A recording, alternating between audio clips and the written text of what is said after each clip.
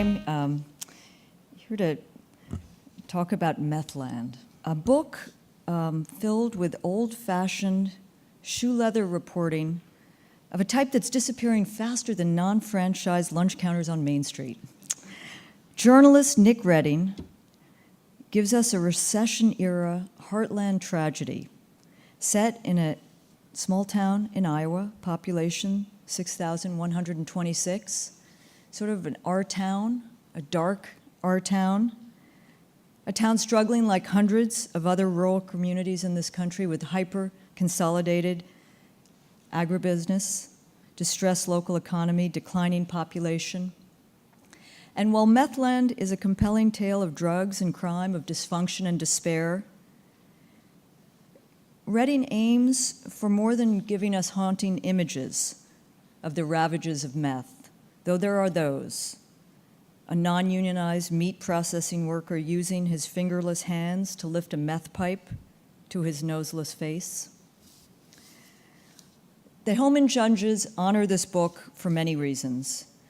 I like to think it's because Nick Redding situates the meth phenomenon in the broader and wrenching economic and social forces that have transformed the rural Midwest in the late 20th century. And as Redding shows and argues, meth's heartland evolution was basically a rational product of a global economy that in many respects has not been much more forgiving to rural American workers than the drug trade. And in the end, we come to better understand how this meth epidemic is the triumph of profits over the safety and prosperity of America's small-town people.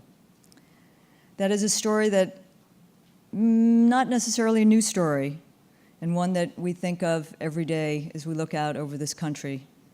But Nick Redding has told it in a new, dramatic, heartbreaking way, and in the finest model of a journalism that this award is made for and what it honors year in, year out, and will do so for many more years. So I welcome Nick Redding. Back in '99, I was living in Chilean Patagonia in a cabin with a family of gauchos.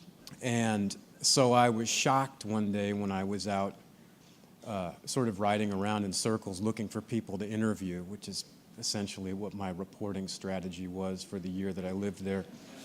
And I found somebody, and it happened to be at the one suspension bridge, and we were both trying to cross it at the same time. And it was a young fella, a gaucho, who he had a number of foals that he wanted to take to Argentina to sell.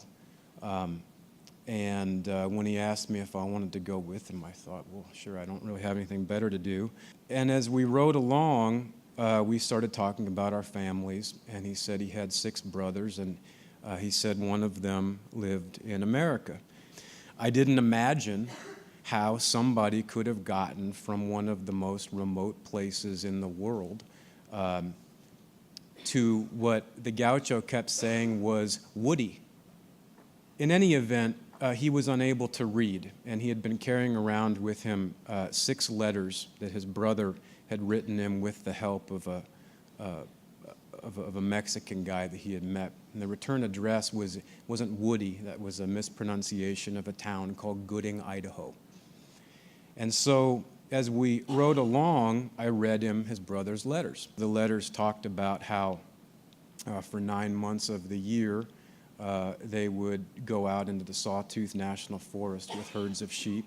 And at the very end of it, he talked about how he wanted his brother to know that he had met a bunch of Mexican fellows that worked on the ranch with him and how much he liked them, but that there were a couple that scared him because, and he used gaucho slang that means that they defecated silver, which is to say they were very wealthy. And the way they'd gotten wealthy was they sold a drug called methamphetamine to the Americans. And so how that eventually led to a town in northern Iowa and why it took me 10 years to get there and to write the book is more complicated than I even know to say. But I think the point of the story and the point of the book in some ways to me is a very simple one, and that's that if you're not willing to pay somebody an honest dollar for an honest day's work, then an increasing number of people will choose to make their living dishonestly. And that as a consequence, all of us will suffer.